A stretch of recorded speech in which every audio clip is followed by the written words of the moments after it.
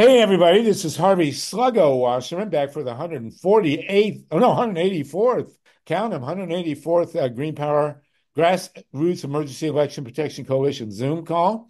We are with 36 people to start here. We have an incredibly full agenda today. We're going to start with, if Mimi joins us, we're going to start with a great poem from Mimi Gurman. I don't see her with us now, but we're going to go straight to ANDRA WATKINS, who's talking to us from Spain about Project 2025, the great Trump agenda for the end of the world here, at least end of democracy.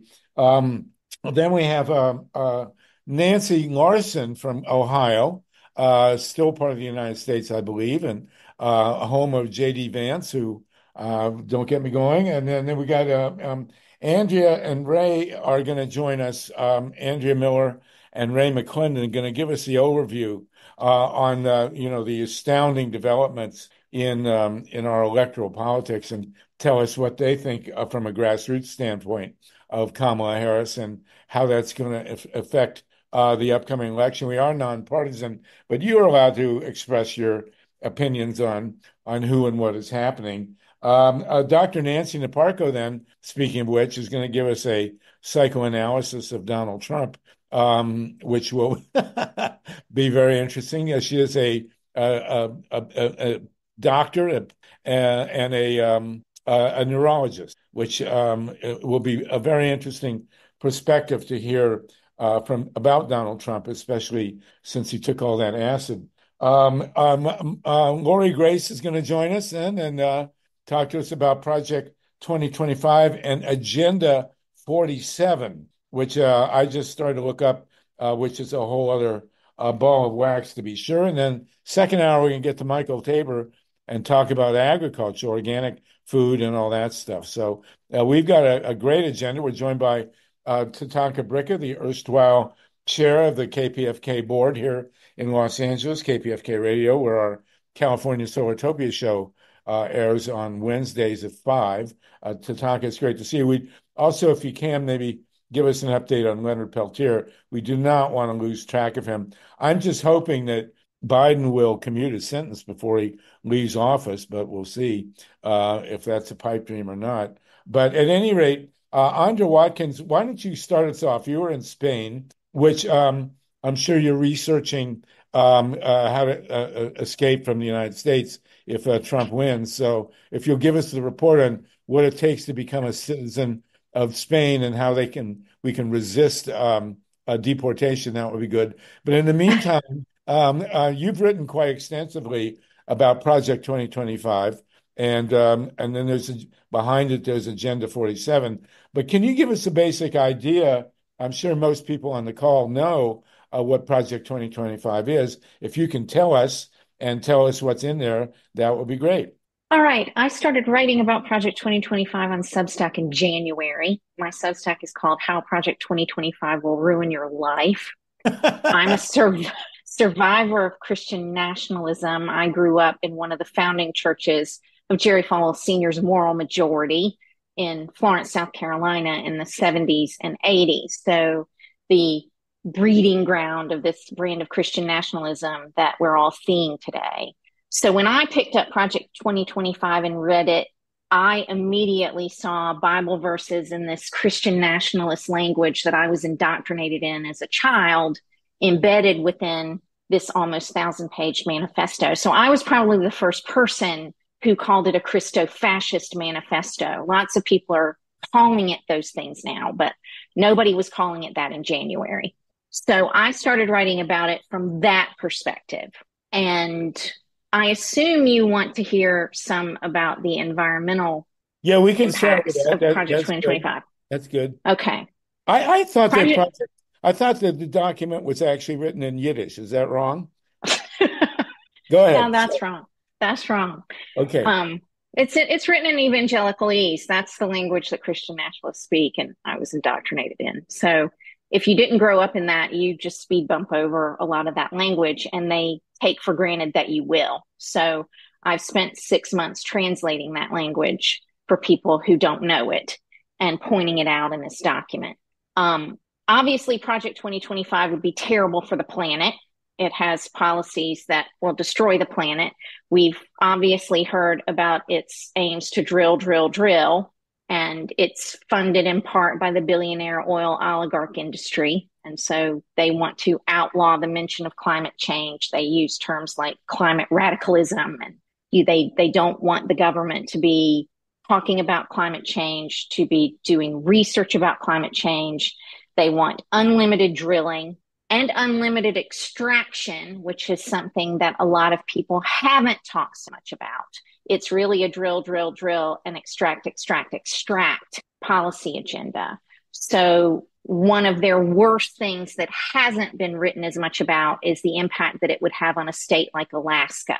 They want to extract every mineral that they can get out of the ground there, in addition to every bit of fossil fuel that they can get out of the ground.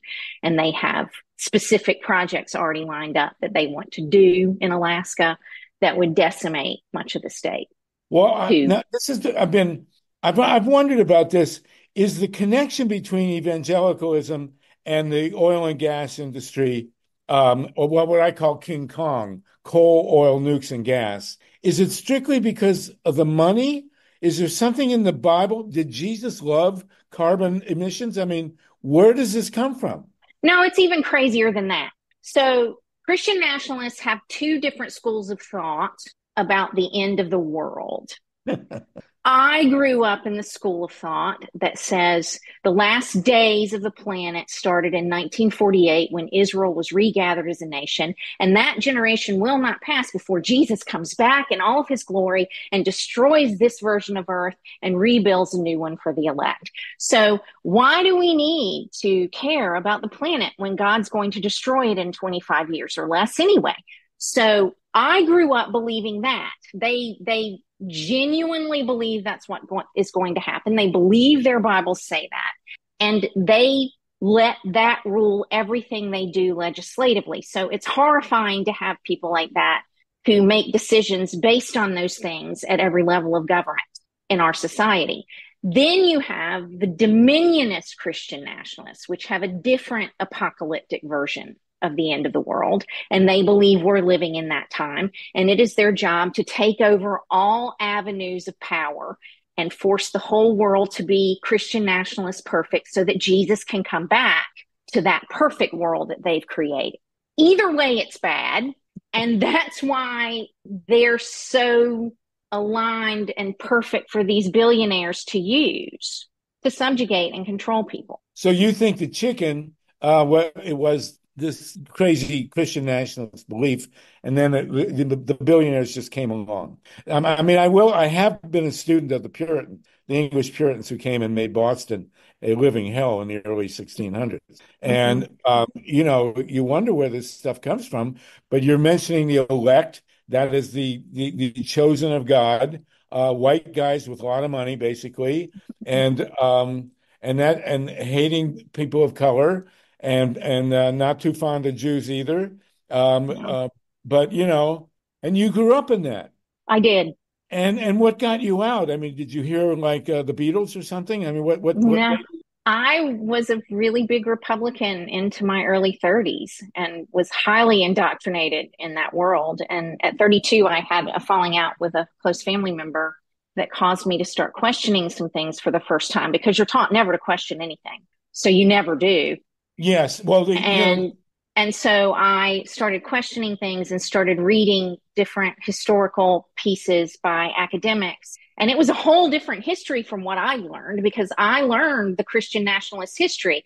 We were founded as a Christian nation. People came here, to worship Christian nationalist God. It was meant to be a white Christian nation. Slaves were happy on the plantation. I mean, all of that is what I learned growing up in a Christian nationalist Christian school. We used textbooks from Bob Jones University.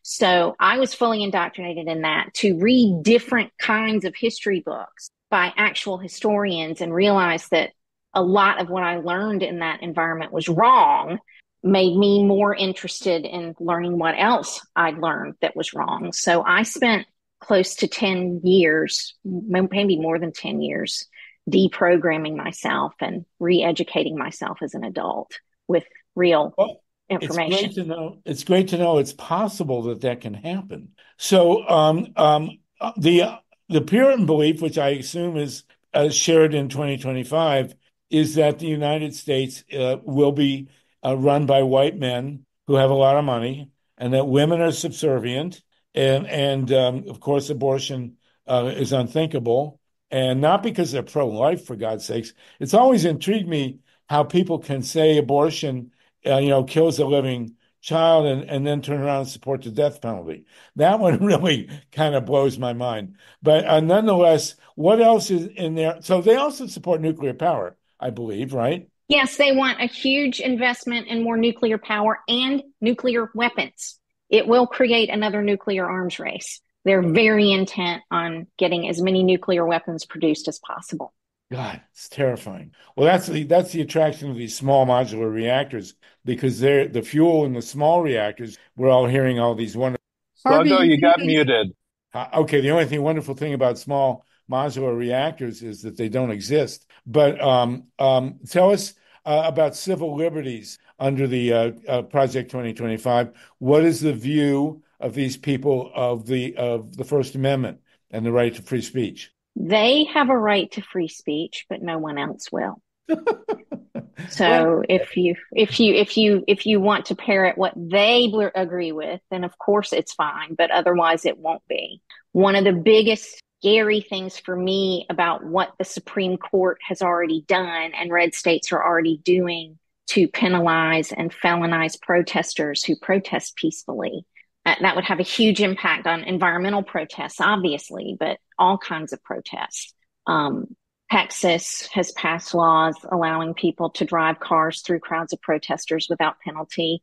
Florida has passed laws making it a felony arrest to block a street or a passageway in a peaceful protest. And of course, if you're convicted of a felony, you can't vote. You lose your right to vote. So the implications for how they plan to punish and are already trying to punish people who disagree with them are pretty significant. what is in addition to the environment and the freedom of speech, in your mind, what is the biggest takeaway from Project 2025? And people, if Project you want to 2025 comment, creates a Christo-Fascist theocracy run by a dictator who will be like the Ayatollah. And I compare them to the Christian Taliban. They will subjugate women. They believe that women need to be back home having children, as many children as God gives them as early as possible in life, and as many as they can have without contraception. They don't need to be educated.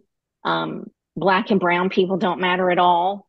Immigrants don't matter at all. So they have a very strict hierarchical view of what society should be.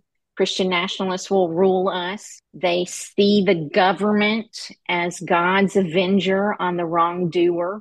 That's how they define the government using their Bibles from a verse in Romans. So if they're the government, then they get to be God's avengers. And that's what they're trying to set up with Project 2025. They will outlaw same-sex marriage, but it will go further than that. They will also make it impossible to live as an LGBTQ person publicly. They will make transgender surgeries and transitions impossible to obtain. And I'm not being hyperbolic. South Carolina, where I live when I'm in Spain, the major teaching hospital just stopped providing transgender surgery or transgender treatments of all kinds for children and adults because of a bit of verbiage that the horrible good old boy legislature put in a piece of legislation in May. So they're already doing these in red states. God, mind-boggling. Dr. Nancy Naparko, did you want to jump in, please? Are you unmuted? I want to thank you. I admire you for your courage. I'm very proud that you could see through this. I spent a few years, but nothing like you in that world.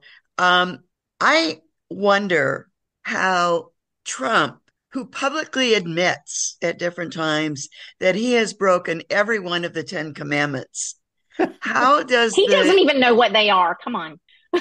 Well, how does the Christian community follow him?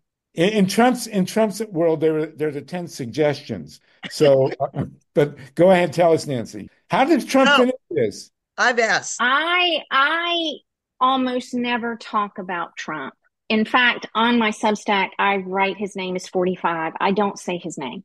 So to me, he is a tool. He is irrelevant. He is a means to an end for the people behind him who we should really be afraid of. Well, so in talking about Project 2025, I talk about the people behind him and expose who those people are, because those are the people we should really be girding ourselves for to fight. Who do you got in mind? Give us some names. Well, I mean, J.D. Vance is the exact kind of character that I thought they would choose for him. I thought it would be him or Josh Hawley or Tom Cotton, one of those. It's a hardcore Christian nationalist, young person, white person that he was going to choose. And so he chose someone who could rule. I even put up a scenario where he gets elected. He's obviously unwell. So after he has his retribution purge and gets rid of a bunch of these Christian nationalist enemies, oh, wow, he died in his sleep. How sad. Let's put him in the Capitol Rotunda, and then J.D. Vance can be the dictator for 40 years. That's the kind of scenario that I see them wanting behind the scenes. So it's way more important than we understand who the people behind him are. To me, I just think he's irrelevant. What are they going to do about J.D. Vance's wife, who's from India, or whose ancestry is Indian? Well, in any authoritarian regime, the people at the top don't have to live by the same rules that everybody else does. So she'll get to do whatever she wants. Wow. She'll be treated differently. And in India, they have a caste system, and I don't know if she grew up in that. I don't know her background. But having these tiers of society is very accepted in that culture. He's gotten a lot of hate mail for having a non-white wife, and it's very interesting. A lot of the MAGA faithful are not happy that they have a nominee whose wife is not of the Aryan. How surprising! They're such dreadful people. But anyway. Well, why do you still live in South Carolina? I can understand me. I won't ask you that question. Nancy, my husband lives there and works there. That's why. Oh, okay. And of course, that Florence is the only city in the United States on which the United States dropped 4 nuclear bombs. Oh, no, I didn't know that. Nuclear bombs fell out of an airplane and landed in Florence, South Carolina. Well, maybe that's what's wrong with me. 2 or 4, but yes, these bombs landed there. They fell out of a B-52, and you should look it up. It's very interesting. Thank you, Nancy. More, or do you want to come back later? Okay, Eric Lazarus and then LYNN FEINERMAN. Eric, go ahead. Are you unmuted? This unmuting is really... There I am. Okay, hi. There you are. Hi. So imagine that I'm out canvassing for candidates who clearly aren't supporters of Project 2025, and someone assures me that it's not as big a problem as I believe. What are some things I can say that are brief? And I'm certainly not going to tell them, go read 900 pages. Help me to be brief and useful. It's really important if you know the background of the person you're talking to, and you don't always know. But if you know what their key issue or two is, then you can tailor your talking points to that person. So, for example, if reproductive freedom for pregnant people who can be pregnant is their issue, then it's important to mention that Project 2025 calls for a national abortion ban. They will ban abortion on day 1 of the next conservative administration nationwide. It will not matter that blue states have tried to protect abortion. They will withhold federal funds from blue states that do not comply with this order to ban abortion nationwide. So there are those 3 things, but then you can also talk about how they're already doing that in red states. This is not some hyperbolic thing that you're imagining. 26 states have restricted or banned abortion in this country. So half the population that can be pregnant already lives in the world Project 2025 envisions for us. So it's not hyperbolic to tell someone this is real and this is happening in this country. So that little bit may be enough on reproductive freedom.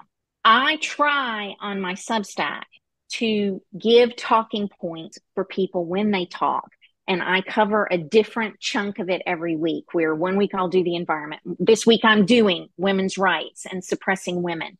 So I try to give people talking point and specific things to say and scenarios about what they could do as part of what I give you, so that you can pull those things to the different people as you talk. I don't always know when I talk to someone what's going to move them. Let's assume the issue this person cares about is democracy. Can you give me some nice points that someone who's not already very educated might resonate? Well, it's interesting that Project 2025 and Republicans talk repeatedly about individual freedom and restoring Americans to be able to live in the blessings of liberty, which is another thing they've pulled out of the Bible. But Project 2025 calls for a dictator. It concentrates all the power of the federal government in the President of the United States, and the Supreme Court has already made that possible with their ruling right before the 4th of July. So Project 2025 completely transforms our government from a democracy into a dictatorship headed by the president, who would be a dictator. So there is no democracy anymore. We would resemble a little liberal democracy at best, like Turkey or like Hungary. Amazing. Okay. Thank you, Eric. Lynn, Ruth, John Steiner, and then we want to go to Ohio, with home of J.D. Vance as well. So go ahead, Lynn, and then I'm looking for, I don't see Andrea Miller or Ray McClendon on, but when they come on, we'll let them have a shot too. Ruth, go ahead, then John Steiner. No, Lynn. Oh, sorry, Lynn. Lynn, yeah. Go ahead. Hi, Andra.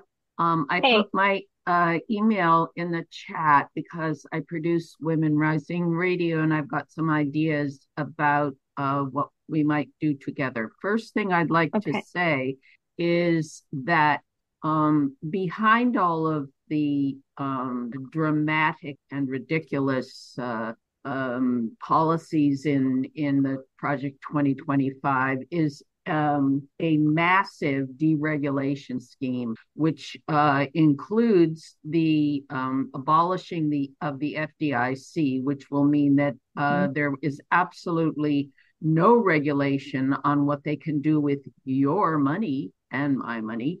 And no guarantees of it. Yeah. And that's the first thing. The second thing is a question, finally.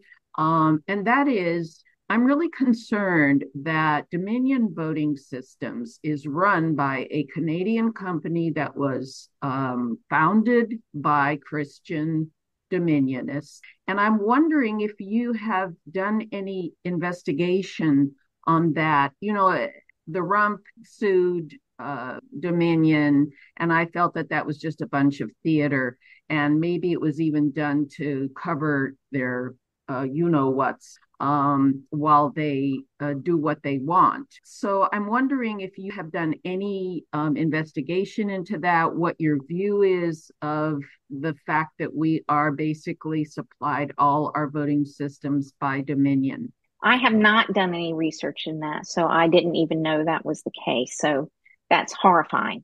Well, that's one of the reasons we advocate hand-marked, hand-counted, digitally scanned paper ballots, which Lori Grace has been a supporter of. She's on the call with us as well. And that's a big deal. Thank you for that. Now, Lynn, do you want to jump in real quickly? And with a follow-up, then we'll go to Ruth and John Steiner. Yeah, I would just say I would love to talk with you, Andra, and I put my email in the chat. I will also try to get it to you, just on a private chat thing. Yeah, I know the hosts have my email, but I'll look in the chat before I sign off too. Yes, and Andra, I don't know if I don't look at the chat during this, but if you put your contacts in the chat, I'm sure a lot of people are going to want to get in touch with you. Dr. Ruth, and then John Steiner, please. Thank you, Lynn. Dr. Ruth and John Steiner, please. Andra, you are amazing. And just don't hire the Secret Service of the United States, but I hope you do have some kind of bodyguard. I am very serious about this. You need to be speaker at the Democratic convention, or you need, because you have amazing street cred, having come from your background.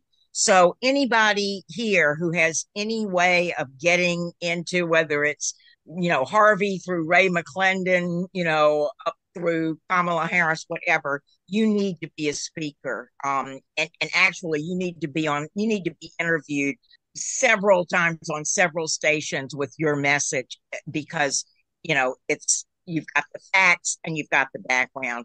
And Harvey, just kudos to you for finding her. I don't know how you did. Actually, Andrea, it's great to have you. And I got to tell you that Dr. Ruth grew up in Mobile, Alabama, so she knows where it's. But I was she not knows a brought lot up of this by background Christian too. nationalists. Full No, disclosure. but you were Thank you, Andra, and surrounded. thank you, Harvey. Okay, very good. Thank you so much. John Steiner and then Diana Artemis. Andra, Then thank we'll you. go to Nancy Larson in Ohio. Echoing what's been said about your journey and your courage, but I want to pick up on are you having a chance to get out there at the level that she's suggesting, whether it's to the convention or CNN, MSNBC, et cetera, and Fox, if they debate with you? But seriously, no, I have tried and tried and tried and cannot get any responses from any of those outlets. So if any of us are able, Rick Wilson is the only person at the Lincoln Project. Yep. Was the first person in that tier of people who agreed to interview me and send the elevator back down, and was impressed because I was the first person who was calling this a Christo-Fascist manifesto, where everybody else was just calling it this wonkish policy document. And I'll always be appreciative to him for that. It did expose me to more people, but it's very difficult to get responses from people at these higher tiers. We for me. Get it. Well, to me, go ahead, Harvey, just a sec. Do you please. If we have access or potential access, do you have a little PR packet or something that you could give us that we could try to? I could put something together, sure. Please do. And John is a great one to know. And what's Harvey and Andra, what's the best way for those of us who at least want to make an attempt to get hold? At my email address that I put in the chat, I can send it to anyone who wants it. If we want to see what we can do to help you. Thank you, John. We'll make sure you get connected, John. That'll be great. Great. What always blows my mind is that, if the actual Jesus showed up at a MAGA rally and tried to they'd arrest him. They'd arrest him. That's the least they do. Are you kidding me? I mean, or kill him again. Yeah, they would. Absolutely. It's mind-boggling to me. I said to someone today that they don't worship Jesus. They worship the angry, vengeful Old Testament God, and they have incarnated him as a man in their candidate. So they worship their candidate. Right. Well, as far as I'm concerned, Jesus was a hippie of color, but what do we know?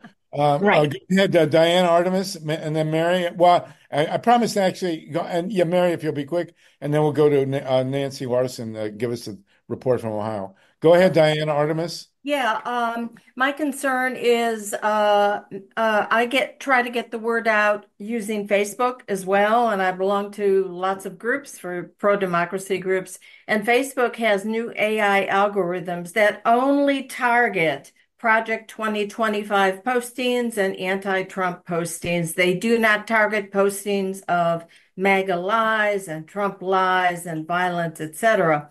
And even Ruth Ben-Ghiat has noticed that all of her postings, Lucid, have been banned by Facebook. They shut down your account. Today, Andra, I thought your title of Project 2025, aka MAGA Mein Kampf, was brilliant. I worked on producing a flyer with a friend, posted it on Facebook.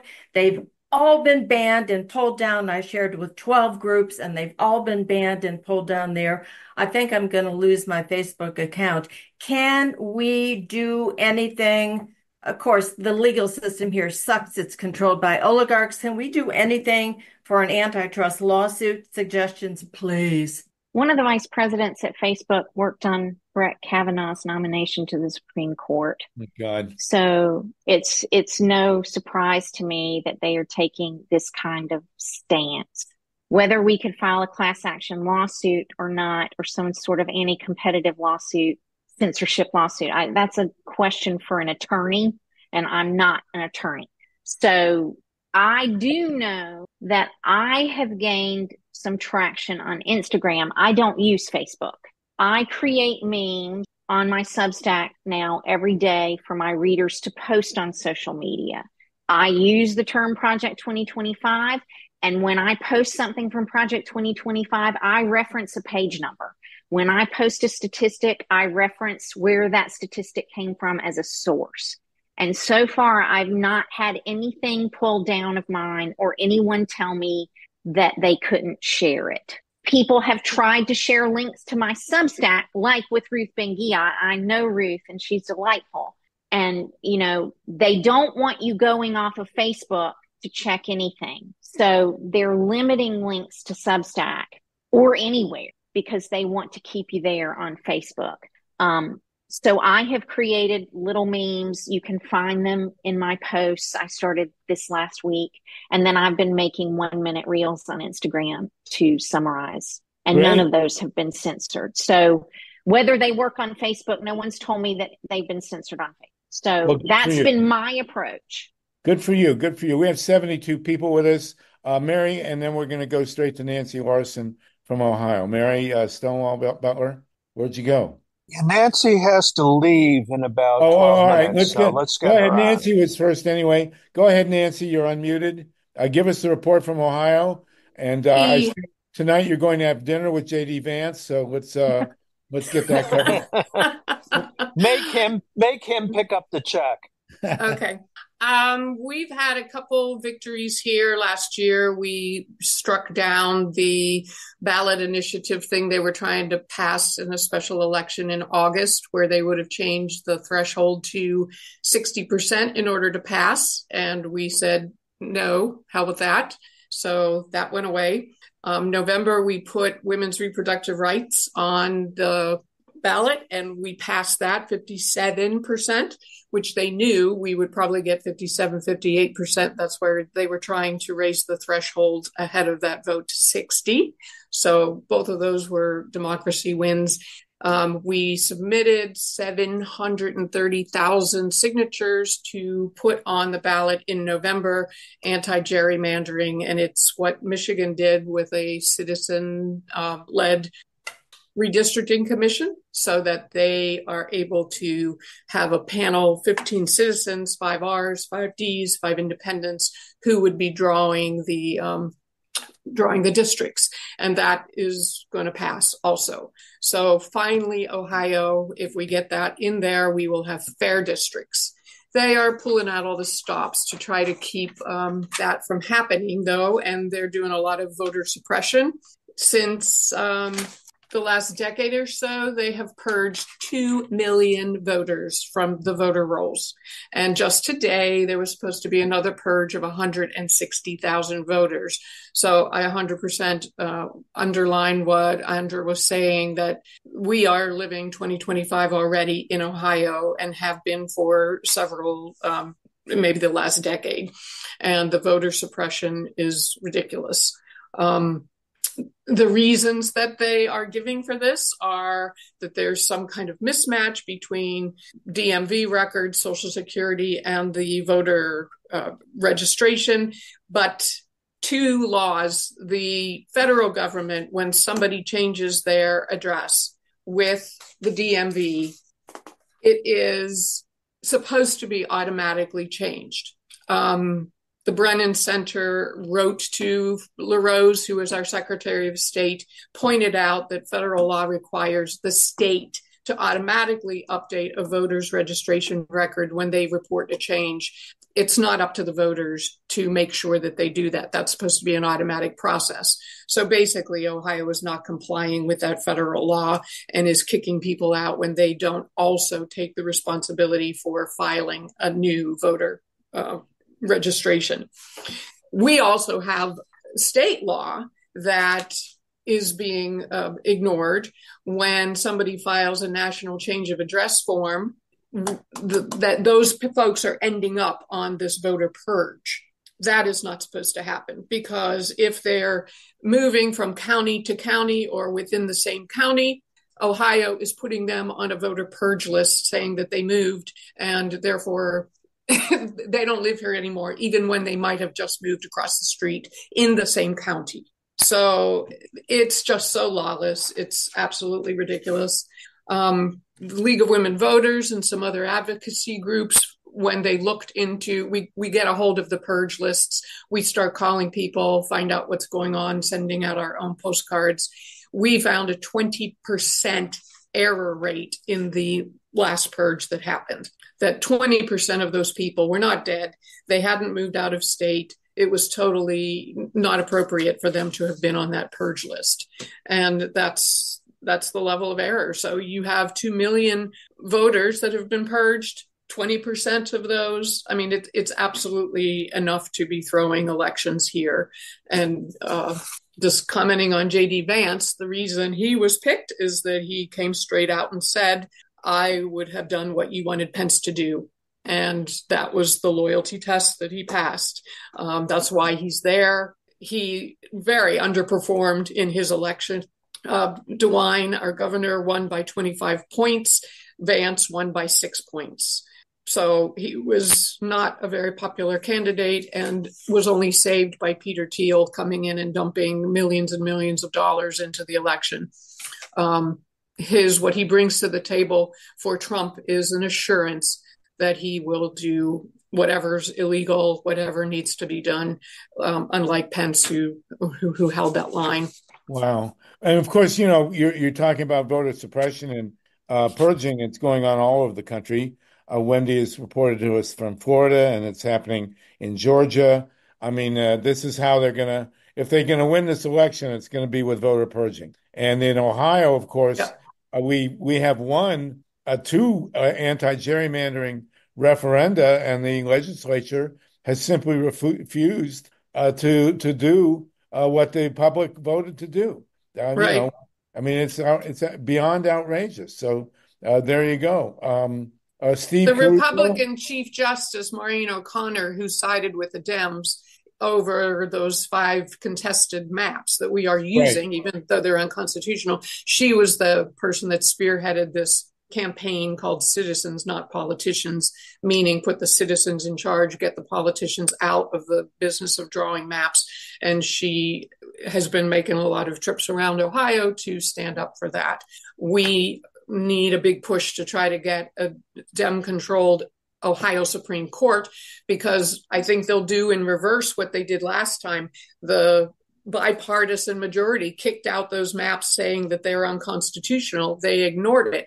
I think when we have a redistricting commission that gives them constitutional maps, they will be challenged, and a Republican-controlled Ohio Supreme Court will throw those out and send them back and say, we don't like them, whether they literally are constitutional. It's just, you have to fight on every single. Right. Well, let's go to Steve Caruso, who's also in Ohio, and then we'll go to Mary, Ruth, and Wendy. Go ahead, Steve. Yeah, Ohio opted out of the National Voter Database. That was a thing not too long ago, a year ago or less than a year ago. And also J.D. Vance's wife clerked for Kavanaugh and Roberts. So they're grabbing at everything they can grab at. It's like the Russians doing cybersecurity stuff and hacking people.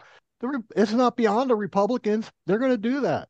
They're going to hack. And this is the thing with Vance. Buttigieg was kind of in on that in the Iowa elections. I don't know if you remember, where they went and had the special app that everybody was going to vote on, And so there's this whole cadre of militaristic cyber thing going on in the background. You got Peter Thiel, you got Facebook blocking the 2025 thing.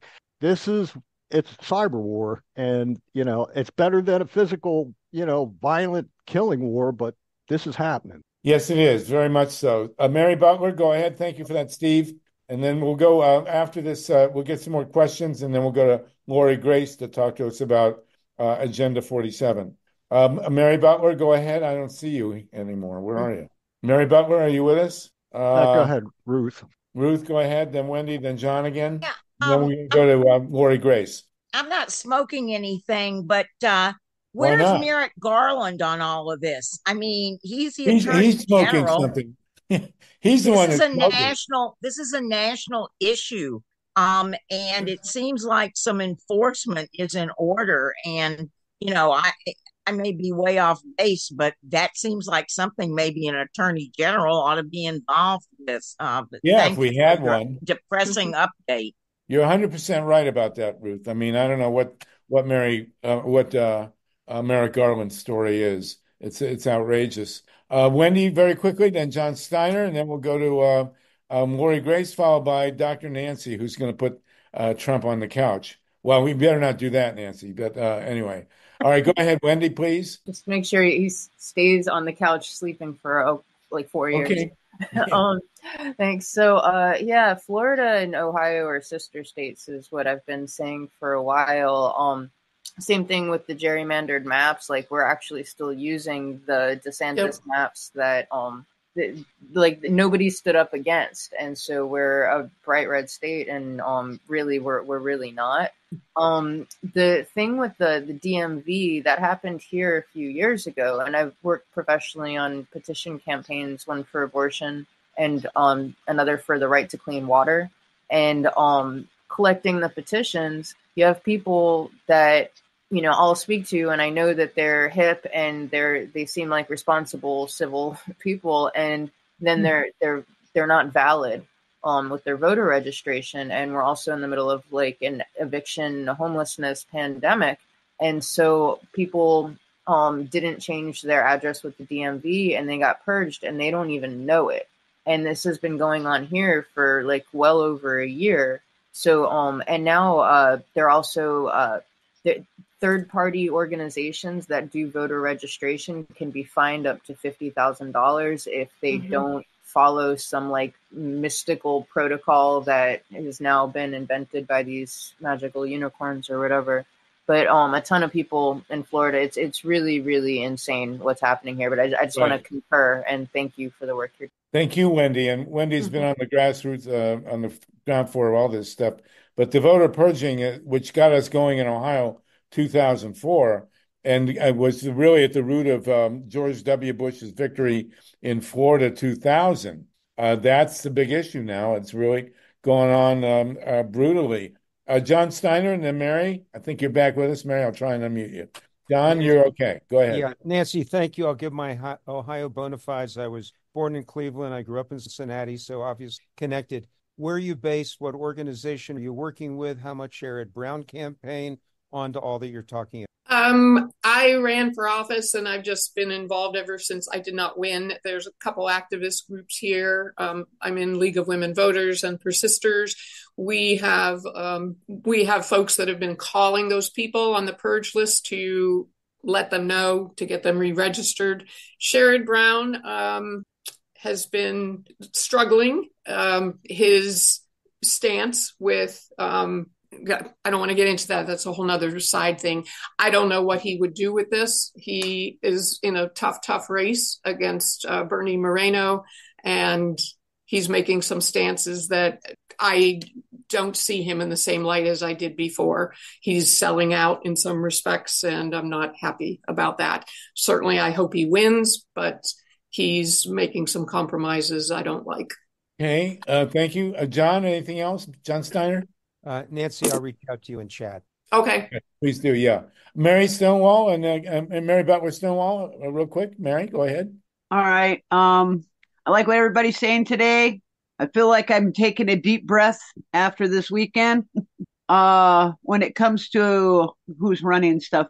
But no, I just wanted to say to everybody here, everybody's in different states and everything, that come this new election for local or otherwise, that please know that I'm here as a public servant for any community, especially impoverished communities in the United States. And during this election, if there's anything I can do to assist other than financial, because I'm poor, research-wise, homeless issues, I'm a contingency expert. So okay. I'm here for everybody. You guys can find me. I'm the only Mary K. Butler Stonewall on Facebook. Okay, guys? Thank you, Mary. Please reach out to me. I'm just saying I'm here for you. That's all. Well, we're here for you, too. So good to hear from you. And I want to go now to Lori Grace. Laura, you have been involved. I know that we've got Andra here who really knows, Project 2025. You've also called to my attention the 47. Can you tell us about that, please? Well, Agenda 47, and I did bring it to you about Project 2025 also. Yes, yes. But I want to bring forward the issue of violence, Yes. violence around the election. I guarantee that we will have more of what happened in January 6th, not necessarily in Washington. I hope that President Biden will assemble the National Guard there. But first of all, Trump is planning to challenge the election. He said it.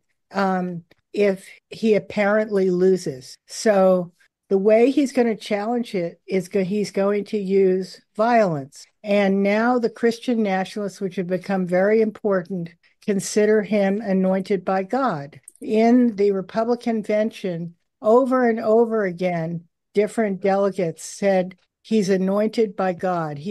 God saved him, this kind of thing. Of course, I find that very dangerous to consider that somebody is, that the whole huge group of people believe that Trump is anointed by God and that they are God's foot soldiers to get Trump in, okay? So they're willing to go to any level. I've also double-checked Trump talking about the bloodbath, which if he loses, I looked at it. They were trying to back it out. He had been talking about electric cars, but he uses the word bloodbath. All right.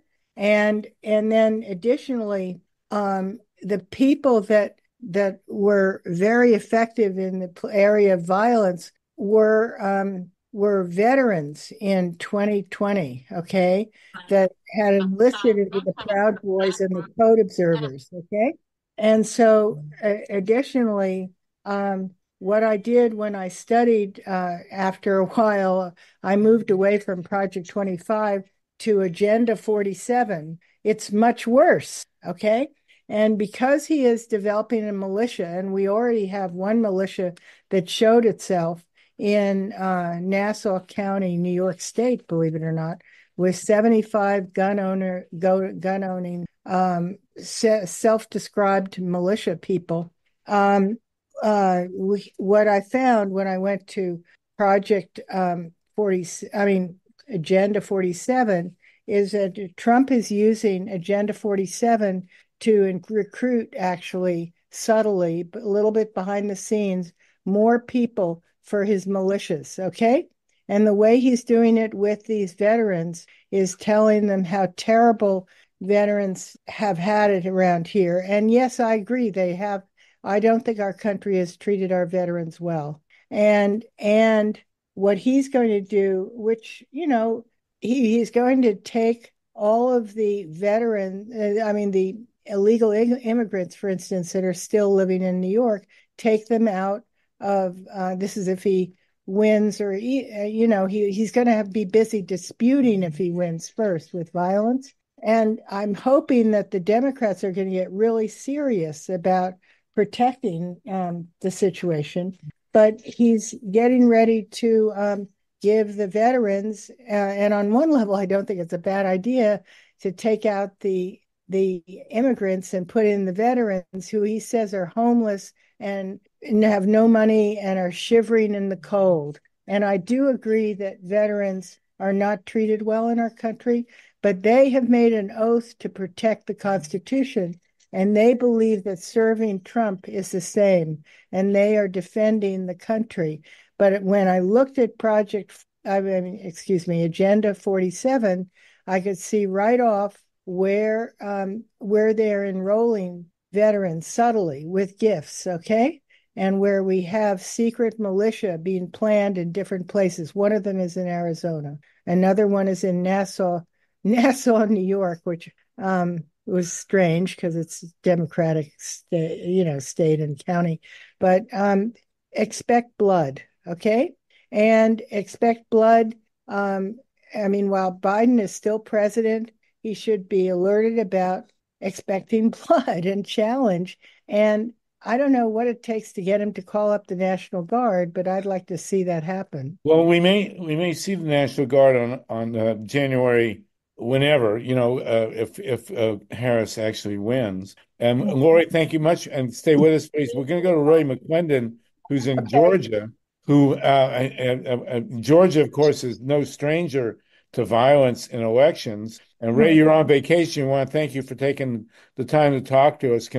We've talked a lot about voter suppression, and now Lori has brought in the issue of violence, and we've talked about Project 2025 and Agenda 47. Tell us what's going on in Georgia. Well, what's going on in Georgia, as is going on around the country, there have been a series of meetings, Zoom calls, et cetera, that have occurred over the last 24 hours, where people are unifying around the new candidate, Kamala Harris. There's a unified front. People are energized, enthusiastic. There were 44,000 Black women on a call last night. We are putting together another call tonight for Black men to do something similar. A lot of money was raised last night. We intend to raise money tonight. So the focus is on unity, on going out on the attack against Project 2025 and MAGA overall, and having a united front going over the next several weeks. We expect that there's going to be continued coalescing around Harris, but the energy is very high right now, very strong, even in the face of what we know is going to be a substantial battle as they see the strength that's there. There's already talk about civil war, already talk about a smear campaign, birtherism 2.0, but those things will not deter the energy that we've already felt in the different conference calls and Zooms. Well, we know that Georgia is a hotbed or a center of massive voter purges, but you also managed to get a Black guy and a Jewish guy elected to the U.S. Senate. Yes. So what are you anticipating is the big focal point in Georgia coming into the election? Are you putting people in the grassroots? How are you going to be protecting people's right to vote? Absolutely. Well, we're going to be doing what we did in 2020, where we galvanized the Black and brown vote in order to not only get Biden over the finish line, but also, as you know, those two Senate runoffs where we returned 95% of the Black voters to the polls for the runoff that voted in the general election. And as many of you know, you were lucky to get 50% return turnout for a runoff election. So to get 95% was an extraordinary feat. I see the same kind of energy building now for this new top of the ticket. I expect that that's going to be even stronger than it was in 2020.